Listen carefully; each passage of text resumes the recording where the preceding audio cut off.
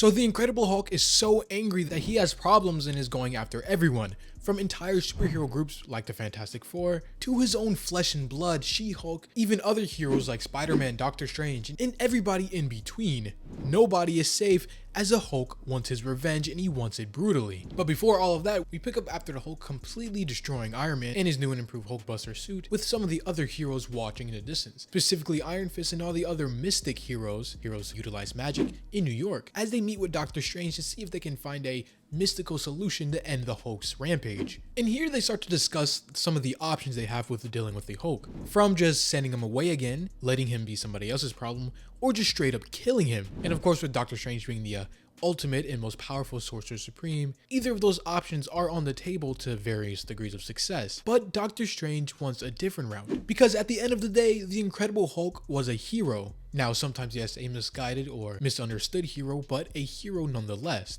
And Doctor Strange, realizing this, searches for a third option, an option that can not only defeat but also redeem the Hulk in the same instant. But the only problem with going this route is his magical abilities will only work if the Hulk lets him in, which right now is a pretty impossible task, as the Hulk is as angry as he has ever been, seeing complete red. But as I have said before, the Hulk completely destroyed and thrashed the Hulkbuster suit, and now it is up to the other heroes of New York to defeat, or more realistically, slow the Hulk down. And for the heroes right now, there's some pretty powerful reinforcements, such as Ares or Miss Marvel and such. But again, this isn't just the Hulk, who in his own right is obviously powerful, but he has his entire team, his Warbound, 5 other creatures with unique abilities and combat experience that can rival any hero. But before the two groups go in a head-to-head battle, as much as Ares wants to, She-Hulk, the cousin of Bruce Banner, the Hulk, decides they can at least try to talk it out first. But to no surprise, Hulk isn't having any of it, because even though these heroes aren't his original target, he wants every fight he can get. He wants all of the destruction and bloodshed that comes his way.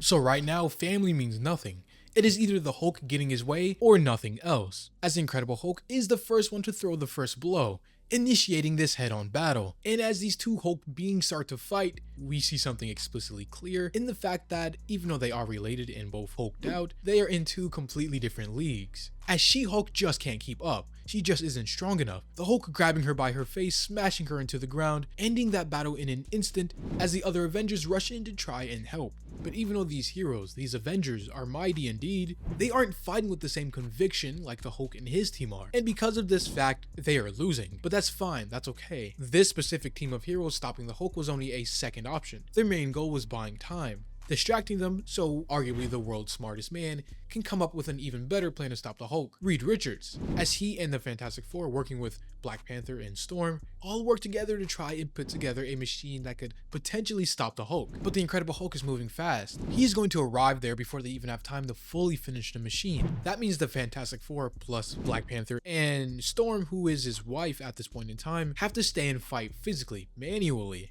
as the Hulk and his Warbound now arrive, immediately looking to start some problems, start some action. But Storm, using her weather abilities, she is able to save the group some time, blowing everybody back.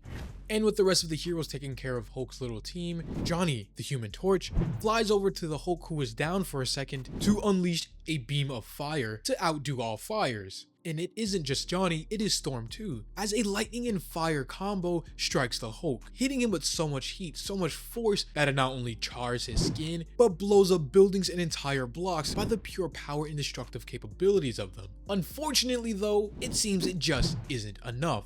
Hulk is literally too angry to die, too angry to sit down and lose, accept defeat. And so the Green Goliath pushes forward, with nothing but minor burns across his skin. But since Johnny had his turn, it is now the Thing's turn. You know, the Thing has never really been on Hulk's level, of course, but he's always been somewhat near, maybe a tier or two below. So while it usually isn't a completely one-sided bout, the Thing can usually somewhat hang. But this isn't like usual.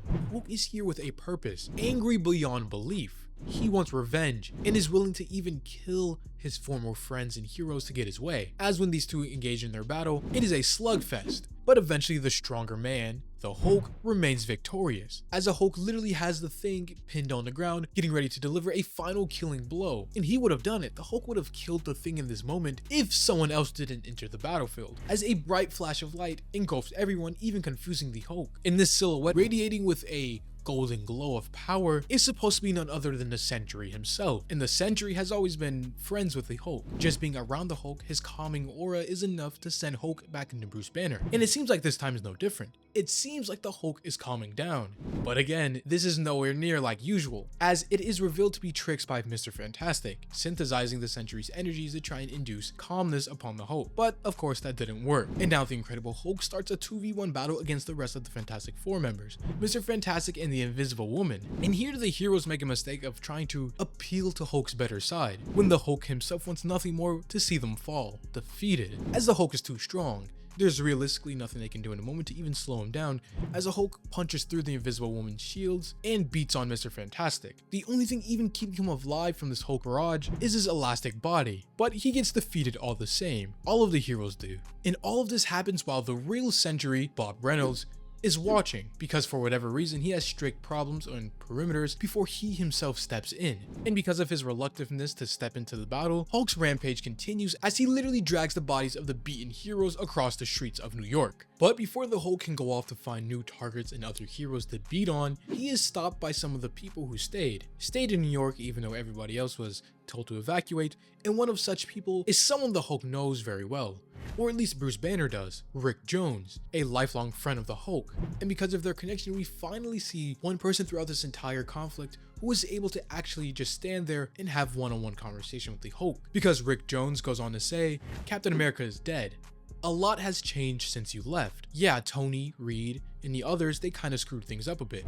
9 times out of 10, you seem to hit people who need to be hit. And these heroes sure needed it, but not like this Hulk. Not like this. And it seems he is actually getting through the Hulk, actually calming him down, appealing to the Bruce Banner side inside of the infinite rage that is Hulk. But because this is working, because the Hulk is calming down and his rage subsiding ever so slightly, of course another hero, Doctor Strange, goes to mess things up even further, as right now he sees this as his opening, because this entire time he has been trying to focus to enter the Hulk's mindscape. But to do this, the Hulk can't be as angry, and taking advantage of the Hulk's moment of weakness and opening, he attacks his head, sending the Hulk into another frenzy, restarting the cycle all over again, causing him fresh new anger and pain, with the Incredible Hulk jumping away to try and clear his head, and landing in the midst of more heroes, because right now he is just so angry, and everything he sees just makes him angrier. But while he is fighting Hercules and some of the other heroes, we then see what S.H.I.E.L.D. is doing. As well, yes, they have given the heroes time to try and fix their problem and what they have done with Hulk, but it seems like they have been losing all this time. And so of course, S.H.I.E.L.D. and the military just start to make things even worse, as we see General Ross lead an entire fleet of military personnel to continue to fight against the Hulk and make him angrier. And you know the Hulk, the angrier he is, the more powerful he becomes. But we will get to see how stronger he becomes next time as this issue and video comes to a close. If you've enjoyed, leave a like, or subscribe if you're new and enjoy this type of content. As always, this is the Hero Informer, and thank you for watching.